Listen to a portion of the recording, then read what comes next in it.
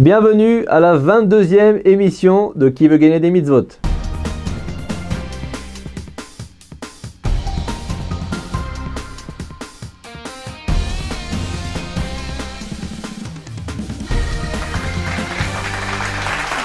On reçoit aujourd'hui notre ami David Amor de quelle ville? Achoma. Achoma, très bien. Achoma, c'est à Jérusalem? Jérusalem, l'autre bout. C'est l'autre bout de Jérusalem. Et tu viens pour faire gagner l'association Ateret Chaim du Rav Atali. D'accord. Qu'est-ce que fait cette association? En fait, c'est une nouvelle école qu'on a ouverte à Achoma. D'accord. C'est un petit peu comme ici à Ramot et à Ateret Shlomo. On va voir maintenant Ateret Chaim. Et c'est vraiment une école qui va se focuser, qui va se centrer sur le fait de donner une éducation non seulement de Torah, mais où est-ce qu'il y a un rapport humain qui est primordial, les bonnes valeurs, le derech eretz, et qui va vraiment aider les enfants à se développer un par un. C'est tout à fait unique. Je vous dis, mon fils est là-bas et j'en suis hyper content et fier. Super, je connais très bien le Rav Atali personnellement et je suis certain qu'il fait un excellent travail. Donc on espère que tu vas gagner. Pour eux, est-ce que tu connais les règles du jeu, David? C'est bien de me les rappeler. Il vaut mieux, je crois. Les règles du jeu, c'est parti. Les règles du jeu sont simples. 5 questions posées au candidat avec 3 options de réponse. En choisissant l'option roule, le candidat a le choix entre 2 réponses et gagne 100 shekels qu'il reverse à une association. L'option Mshenfa lui donne le choix parmi 4 réponses pour espérer reverser 300 shekels à l'association de son choix. Ou encore l'option Blata qui permet de gagner 500 shekels en donnant directement la réponse sans choix de réponse. On passe tout de suite à la première question, c'est parti. Quelles sont les 2 personnes qui soutenaient les bras de Moshe Rabbeinu pendant la guerre contre Amalek? En quel mode tu souhaites répondre, David? J'aimerais bien Blata. Blata, direct? Direct. Direct, je t'écoute. Alors, Aaron et Chour. Aaron et Chour, c'est la bonne réponse, bravo, magnifique. On apprend ça dans le livre de Shemot, Perek 17, verset 12. Tandis que la guerre était menée par Yehoshua, la Torah affirme que lorsque Moshe levait les bras au ciel, ce sont les enfants d'Israël qui l'emportaient. Et lorsqu'ils n'arrivaient plus à les soutenir, c'est Amalek qui l'emportait. C'est pourquoi Aaron et Chour se mirent à soutenir les bras de Moshe. Et nos sages expliquent que lorsque les enfants d'Israël regardaient les mains de Moshe, ils dirigeaient ensuite leur regard vers le ciel et donc leur espoir vers Dieu, qui leur accordait son aide divine. Super. Est-ce qu'on peut dire un petit pirouche là-dessus? Quand Rabbi Israël Dovodesser, qui a reçu la Haskama du Rav Moshe Feinstein, était à New York en 84 ou 85, il y a un Allemand qui est venu le voir et il lui a dit: est-ce que je peux prendre une photo de vous? Alors après, Rabbi Israël lui a dit: tu penses que c'est toi qui viens, mais en réalité c'est Hachem qui t'envoie. Et la fameuse photo qu'on connaît de Rabbi Israël qui a les mains comme ça, d'accord? Alors, où c'est marqué Na, Nachman, Nachman, Nouman. Alors, c'est cette photo, est-ce que vraiment il a les mains? Or, dans notre génération, je trouve que c'est une photo qui est extraordinaire à cause, justement, ça nous fait rappeler ce qui est marqué là-bas. Et une fois, j'ai étudié le texte, et quand dans le passage qu'on voit, c'est marqué Ve Aaron, Ve Chour, la gematria, la valeur numérique, ça fait 492, qui est la même valeur numérique que Na, Nachman, Nachman, Nouman. Donc, c'est quelque chose que j'avais kiffé, et c'est pour ça que je m'en souviens. Voilà, sympathique, bravo. En tout cas, ça fait 500 shekels. Ah, super. Pourquoi je... On passe tout de suite à la deuxième question, c'est parti. Dans quelle année de son règne le roi Achashverosh a épousé la reine Esther? Si je ne m'abuse... En quel mode tu souhaites répondre? J'ai envie de répondre Blata, mais tu sais quoi? Easy, Mshenfa. Mshenfa?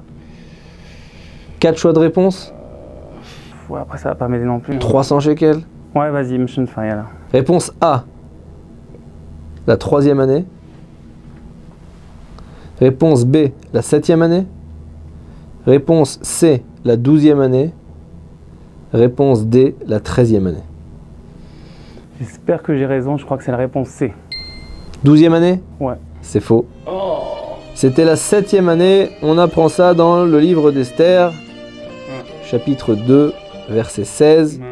Désolé, tu restes quand même à 500 shekels dans la cagnotte. On passe tout de suite à la 3e question. C'est parti. D'accord. Qui est l'auteur du livre Nekudot à Kesef?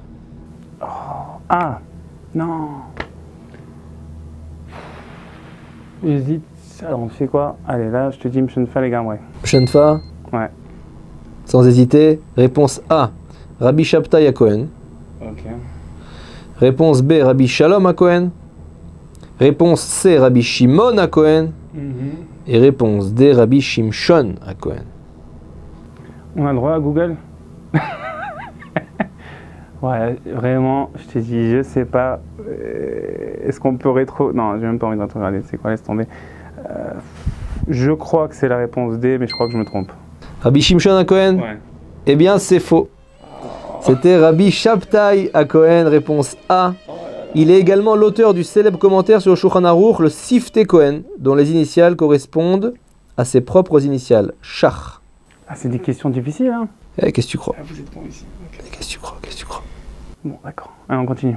On passe tout de suite à la 4e question. C'est parti. Dans quel cas serait-il permis d'après la Torah, mais pas d'après les sages, de porter un vêtement constitué de shatnez, c'est-à-dire un vêtement constitué de lin et de laine? D'accord. En quel mode tu souhaites répondre, David? Ouais, je suis presque certain de la réponse, mais tu vois, pour jouer safe, on va essayer d'y aller sans Mshenfa quand même si ça me fait mal. 3, c'est ton 3e Shemfa. Mshenf, Enma, et voilà. Réponse A, lorsqu'il s'agit d'un vêtement à 4 coins muni de tzitzit. Réponse B, si l'une des deux matières est annulée dans 60 fois plus. Ok. Réponse C, si le vêtement est destiné à n'être utilisé qu'une seule fois. Ok. Réponse D, en aucun cas. Alors si je ne me trompe pas, et j'espère que je ne me trompe pas, Bezrat Hashem, pour l'association, je pense que c'est la réponse A, et que dans ce cas, même si c'est préférable que non de nos jours, parce qu'il y a des considérations qu'on n'est pas assez expert que, mais il pourrait avoir une possibilité dans le cas d'un tzitzit où est-ce que oui, ça serait permis. Pas le vêtement lui-même, mais... En tout cas, c'était bien la réponse A. La réponse était lorsqu'il s'agit d'un vêtement à 4 coins muni de tzitzit. Le Rambam nous l'apprend. La Torah autorise cette pratique parce que la mitzvah des tzitzit repousse l'interdiction de shatnez. Mais les sages ont interdit cet usage car la nuit, il n'y a pas d'obligation de porter des tzitzit, mais il y a une interdiction de porter du shatnez. On risquerait donc de transgresser l'interdiction du shatnez si on continuait à porter le vêtement la nuit. Bravo, 500 shekels plus 300 shekels, ça fait 800 shekels virtuels pour l'association Ateret Chaim. On passe tout de suite à la 5e question, c'est parti. Dans le champ Chad Gadia, qui est-ce qui tue le chevreau que mon père avait acheté pour 2 sous? Quand j'étais sur la route dans le taxi, je sais pas pourquoi je me suis dit il va me poser un truc comme ça, je te promets. Alors qu'est-ce qui tue le chevreau que mon père avait acheté pour 2 sous? Je crois que c'est le Shunra, mais on va attendre la... Ah, pourquoi encore une Mshenfa? Ouais, tu vois, je suis pas assez baki. Anyways, allez, on y va sur la baguette. Tu veux pas nous la rechanter? Ouais, tu vas retrouver la réponse. Sans Mshenfa. Je crois que c'est le Shunra, mais... Mshenfa, 4 choix de réponse. Réponse A, le chat. Réponse B, le chien. Réponse C, le shochet, l'abatteur rituel. Ou réponse D, l'ange de la mort. C'est sûr que c'est pas le chat. Un chat, ça tue pas, un chien non plus, a priori. Moi, je te dirais l'ange de la mort, non. Donc, je crois que c'est le shochet. Réponse C. Et j'espère que je ne me trompe pas. Le shochet? Ouais. C'était le chat. Oh, tu vois, je t'avais dit Shunra. Oh là là. Dommage que... Si je t'avais dit ça en réponse blata, j'aurais eu 500 shekels. Mince. Comme quoi, des fois, il faut de la spontanéité. Ouais, il faut la spontanéité. Bon. Ce chant, traditionnellement chanté à la fin du Seder de Pessah, symbolise entre autres la manière dont Dieu exerce sa providence de manière juste, quels que soient les choix qui sont les nôtres. Ça te fait donc 800 shekels virtuels. On passe tout de suite à la juste date, c'est parti. Alors la juste date, c'est quoi? Je vais te poser une question, j'ai besoin d'une date. Je vais te guider, tu as 15 secondes pour me donner la réponse. Je vais te guider plus, moins. Il va falloir être rapide et moins réfléchi. Très spontané, justement. Et tu as 15 secondes. Si tu me donnes la bonne date, ton association repart avec 800 shekels. Et sinon, on aura passé un excellent moment. Oh, ok. Ah, vas-y. Mais on te filera 3 livres quand même. Attention, en quelle année est né Moshe Rabbeinu selon le calendrier hébraïque? C'est parti. Alors moi je te dirais 2368. C'est la bonne réponse.